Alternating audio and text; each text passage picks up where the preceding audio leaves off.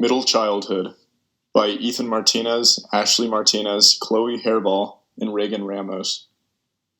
Biosocial. Middle childhood is typically a healthy time. For ages 6 to 11, fatal disease and accidents are rare. Children's body and brain are developing and growing at a steady rate, and children are highly influenced by their peers and parents. At this stage in development, it is important for parents to encourage their children to develop healthy habits that will benefit them into adolescence and adulthood. Selective attention increases throughout middle childhood and reaction time shortens. Children are able to get dressed, eat, play sports faster and faster as they age. Cooperation is also a skill many school-age children pick up. Childhood obesity is defined as having a BMI over the 95th percentile. Childhood obesity has become an epidemic, and in the U.S., 18% of 6 to 11-year-olds are considered obese. Childhood obesity leads to asthma, high blood pressure, and high cholesterol. This worldwide epidemic can affect children's physical health as well as mental health. Children may suffer from low self-esteem, loneliness, and this can cause their academic achievement to decrease. Genetics does play a role in some cases of childhood obesity, but lack of exercise and healthy diets are the main reasons children become obese today. Children with special brains and bodies. Development psychopathology is used to understand unusual development. There are 4 general principles. Number 1, abnormality is normal. This refers to everyone has certain behavior that appears unusual. Number 2, disability changes year by year. More than one problem can be evident in a person, and this disorder may become milder or another one can appear. Number 3, life may get better or worse. For some, disabilities progress, and for some, others worsen. Number 4, diagnosis and treatment reflect the social context. Interaction with others may worsen, change, or create psychopathology. IQ tests measure language and logic and can be used to predict which curriculums students will struggle with and which parts they will excel in. Achievement tests measure the proficiency in specific areas such as reading, writing, math, and science. These scores are then used to establish norms throughout each grade level. Howard Gardner's theory believed that humans have multiple intelligences. He believed everyone had some of all the 9 intelligence listed, but people excelled in specific ones.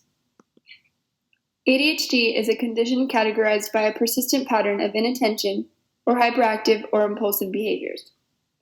Children diagnosed with ADHD often have trouble concentrating, have high activity levels, which can ultimately hinder the child's ability to learn. Treatment involves training and educating the family and child, providing special education for teachers, and medication, which can be helpful, but is seen controversial by many. Specific learning disorders is a marked deficiency in a particular area caused by an intellectual disability. The 2 listed are dyslexia and dyscalculia, which involve a difficulty with reading and math. Autism is a development disorder marked by difficulty with social communication, interaction, and repetitive patterns of behaviors. There is a wide spectrum, including mild, moderate, or severe cases of autism. Special education. The 1975 Education of All Handicapped Children Act states that all children can learn and must be educated in the least restrictive environment, which means children with special needs must be assigned to the most general educational context in which they can be expected to learn. In other words, every child has the right to an education. If a child needs special education, the school must first set up an IEP and discuss with the parents the school's plan of action to meet the needs of their child. Schools also provide special education for students who are unusually intelligent or creative. There are gifted classes offered to these students, but can be controversial because students who are not in these classes may feel left out. Cognitive.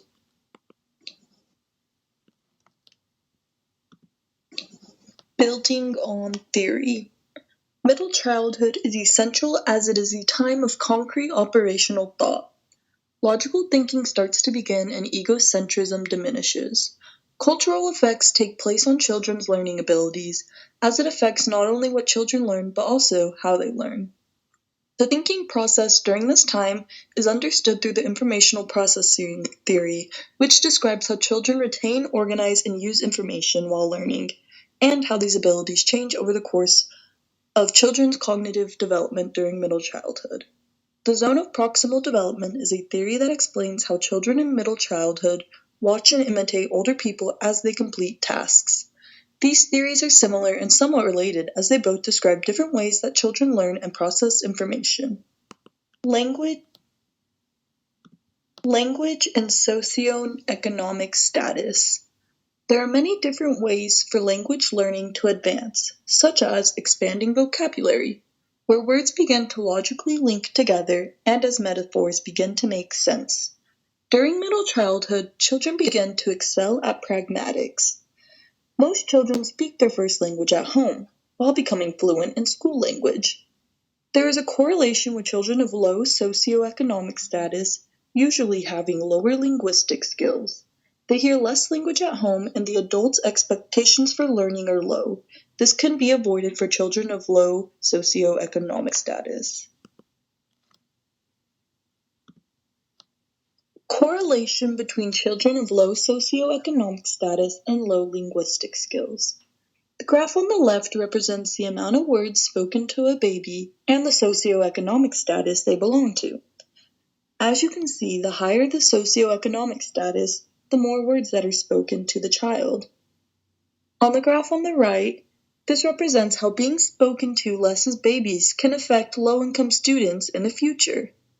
They can score lower on college entrance exams than other students. As you can see, the dark blue represents the low-income students, and the light blue represents the rest of the students.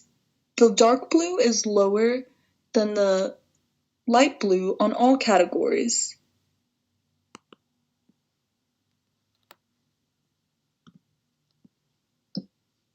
Teaching and learning. The criticalness of education during middle childhood education is crucial because as many children are learning to read, write, and calculate during this time period, and school curriculum varies from nation to nation. Hidden curriculum versus formal curriculum, the difference between that is the hidden curriculum lessons, which are learned but not formally intended, may be more influential than the formal curriculum, planned learning objectives set by a school. International and national assessments reading levels are assessed through PIRLS, while math and science use TIMSS. The United States uses the National Assessment of Education Progress, a test that could raise the standards of education.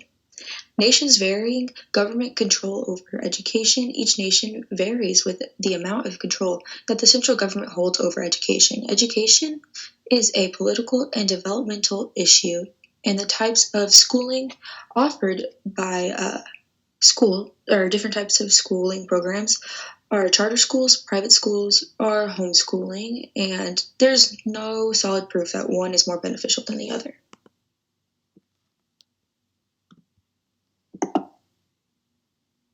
Cognitive healthcare application.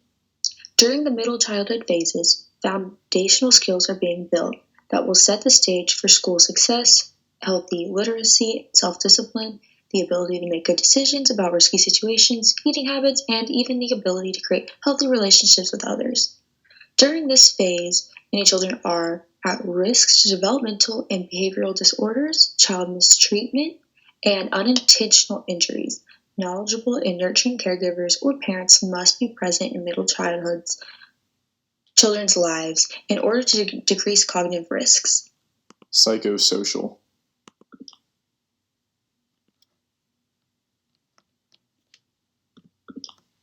The nature of the child. As the child journeys through ages 6 through 12, they're faced with many challenges, including these which we will cover: navigating new family dynamics, making friends and exploring peer groups, developing social skills, and deciding morality, what's right and what's wrong in their life. Families and children. Changes in parental expectations. Children are expected to behave and function more autonomously in their day-to-day lives. Changes in social roles. The child creates new identities for new contexts, while the pre-existing at-home personality stays predefined. For example, when the child is at school hanging out with friends or at the park playing, their personality will be a slight bit different than that when they're at home with their parents. Non-traditional Non-traditional families, often referred to as non-nuclear families. In this day and age, with a divorce rate somewhere between 40 to 50% in the United States, non-traditional families are commonplace. It is important to understand statistics affecting families living in non-traditional situations. Such statistics and examples are taken from The Developing Person Through the Lifespan by Kathleen Stassenberger. Single-parent households have higher rates of instability. And taken from McLanahan, children who grow up with only one of their biological parents are disadvantaged across a broad array of outcomes. They're twice as likely to drop out of high school, 2.5 times likely to become teen mothers, and 1.4 times as likely to be idle, that means out of school and out of work, as children who grow up with both parents. Children in one-parent families also have lower grade point averages, lower college aspirations, and poorer attendance records. Social standing. Social standing. During the period of middle childhood, the individual can find themselves in one of the following groups: controversial children, neglected children, rejected children, or popular children. Many factors contribute to the social standing of the child, including athletic ability, confidence, social skills, attractiveness, and many other factors that peers use to appraise one another. Cross-gender friendships.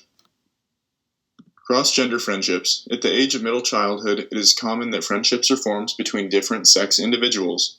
That would be of a boy and girl. Although cross-gender friendships are not uncommon due to differing interests and activities, sexually segregated groups are expected. The importance of healthy relationships. Children of the middle childhood age group who are successful in forming healthy relationships with peers of both genders can expect healthy psychological outcomes later in life. Children who are victims of bullying can come to experience lifelong psychological implications. Take moral values. Peer and community influence. The peers, parents, and greater community greatly influence the moral values of the child. Parents have great influence initially, but as the child ages and attends school, the peer group, as well as the teachers and role models, increase their influence. If exposed to it, religion instills a set of morals in the child at a young age, often making everything look black or white. Psychologists such as Kohlberg theorized stages of moral development. Moral values, Kohlberg's theory, Kohlberg's levels of moral reasoning. For middle childhood, Kohlberg theorizes that 4 reasons influence the moral reasonings of children aged 6 to 12, or in the middle childhood age group. As shown in the chart to the left, as age increases, reasons for moral behavior become less selfish and more in the interest of others. Avoiding punishment, obtaining rewards, belonging, and wanting to be accepted, and obeying rules and regulations are the stages that fall within our age group.